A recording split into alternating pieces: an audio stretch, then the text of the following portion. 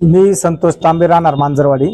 आमचे नातेवाईकांचा वाडा थोरामदळे या ठिकाणी चारा चारण्यासाठी का पहिल्यापासून 2 पिढ्या राहत होता. आजही तो तिथंच आहे. पण आज सकाळची जी परिस्थिती, सकाळी फोन आला की अशाने असं झालंय, ते परिस्थिती जे पाहता ती फार भयानक होती. त्या परिस्थितीत आमची एक महिला बाबाजी तिकोळे यांची बायको संगीता, तिचा MSCBच्या गलतन कारभारामुळे व अधिकाऱ्यांच्या कामचुकारपणामुळे तिचा आज मृत्यू झाला. मृत्यूचं कारण असं, सकाळचं नेहमीप्रमाणे कार्यरत असताना सकाळचं मुलांना जेवण दिल्यानंतर ती बकराकडे जायच्या या उद्देशाने धुण्यासाठी शेजारील पाण्याच्या तिथं गेली. पाण्याच्या तिथं गेल्यानंतर तिने सर्व कपडे वाळत घातली. एक साडी राहिली. शेजारी गजरासाचं शेत होतं, त्या गजरासाच्या शेतामध्ये ती साडी वाळायला घालण्यासाठी गेली. तिथं MSCBची कधीतरी तार, एक मेन लाईनची तार तुटलेली होती. ती मेन लाईनची तार इतकं तीव्र व्होल्टेजची होती की ती साडी घालताना त्याला त्याचा धक्का लागल्यानंतर ती जाग्यावर हे झाली. हो, साडी वाळायला घालायला गेल्यानंतर तिला त्याचा धक्का लागला आणि ती जाग्यावरती तिचं हे झालं. पण हे बाबाजीला समजलं. बाबाजी म्हटला की आम्ही जेवण झाले, अजून बायको काही ना. तो पाहायला गेला त्यावेळेस ती चिकटलेली होती, त्या गजरासाच्या शेतामध्ये चिकटलेली होती. ज्यावेळेस तो वाचवायला गेला तर त्याला तीव्र झटकेने शॉक बसला. त्याला मोठ्या प्रमाणात शॉक बसला. त्याने ते पुन्हा वारंवार हात लावायला गेला तर तेच प्रतिक्रिया त्याला येत होती.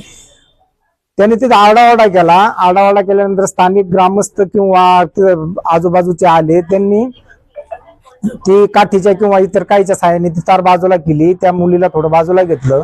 त्यानंतर अजून बाजूला घेतल्यानंतर तिला थोडं बाजूला घेतल्यानंतर तिचं पूर्णपणे शरीर, तिच्या एका पायाला ती तारीचा शॉक बसून रक्तस्राव झाला होता. जखम झाली होती. जखम सुद्धा इतक्या मोठ्या प्रमाणात होती, तिचं रक्त सुद्धा यांना काळं निळं झालं होतं. एवढं असताना तिथील स्थानिक ग्रामस्थ किंवा आमचे समाज बांधव तिथं आल्यानंतर MSCBला कॉन्टॅक्ट केल्यानंतर MSCBचा एक प्रतिनिधी म्हणून तिथं आला. त्यांनी त्या झटक्यात ती वायरचा प्रवाह बंद केला. सांगायचं तात्पर्य एवढं की माणसाचा मृत्यू झाल्यानंतर सुद्धा ती तार चालू होती. तोपर्यंत सुद्धा त्या MSCBच्या कर्मचाऱ्याच्या लक्षात आलं नाही की इथं तार तुटलेली, प्रवाह चालू आहे किंवा कोणाला काय धोका होईल. आता हे वारंवार एवढ्या घटना घडतात. चांदवलीला सुद्धा एक घटना अशीच घडली.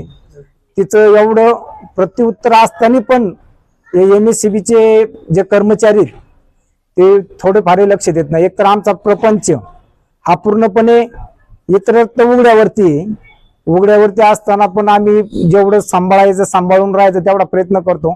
पण हे असं जर MSCBच्या कारभारामुळे जर होत असेल तर आम्ही नक्की उघड्यावरती राहायचं का आम्हाला बंदिस्त करायचं हेच आम्हाला कळत नाही.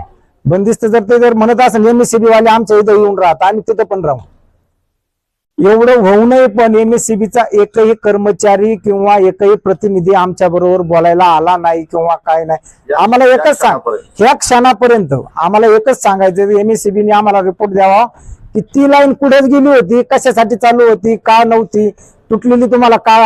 आता ती लाईन जर तुटली तर जर कामाची जर लाईन असती आणि ती लाईन जर तुटत असेल तर शेतकरी किंवा आज उन्हाळा दिवस आहे, घरातले फार घरचे सप्लाय जरी असले तरी शेतकरी किंवा इतरांनी तक्रार केली असती ती लाईट गेलेली.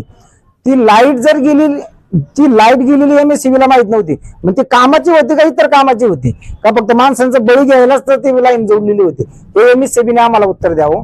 प्रकरण एवढं अवघड आहे की तिच्या पाठीमागे 4 मुली 1 मुलगा आहे. सगळ्यांचं मला वाटतं त्याच्या सगळ्यात मोठी मुलगी ही 8 वर्षाच्या आतील आहे. मोठी मुलगी 8 वर्षाच्या आतील आहे, त्याची सगळी मुलं लहान आहेत. त्याचा आज अक्षरशः प्रपंच एवढा उघड्यावरती पडलाय की त्याची हे करणं पण अवघड आहे. तर आम्हाला एकच मला सांगायचंय, MSCBचे अधिकारी जोपर्यंत इथं येत नाही तोपर्यंत आम्ही बॉडी ताब्यात घेणार नाही. MSCBच्या अधिकाऱ्यांनी इथं यावं, त्यांचं स्टेटमेंट काय आहे ते आम्हाला द्यावं. ह्या कुटुंबाला जेवढं मदत करता येईल, जेवढी मदत करता येईल तेवढी ना MSCBच्या अधिकाऱ्यांनी मदत करावं आणि त्यांनी पहिल्यांदा आमच्या इथं यावं. आतापर्यंत 4-6 तास उलटून गेले, एमएससीबीचा एकही अधिकारी आला नाही. त्यांना गरज नाही का? हा, ते पगार घेतात, हे करतात, सगळे हे करतात, त्यांना गरज नाही का? त्यांनी आलं पाहिजे ना, की बाबा अशाने असं झालं, तशाने तसं झालं.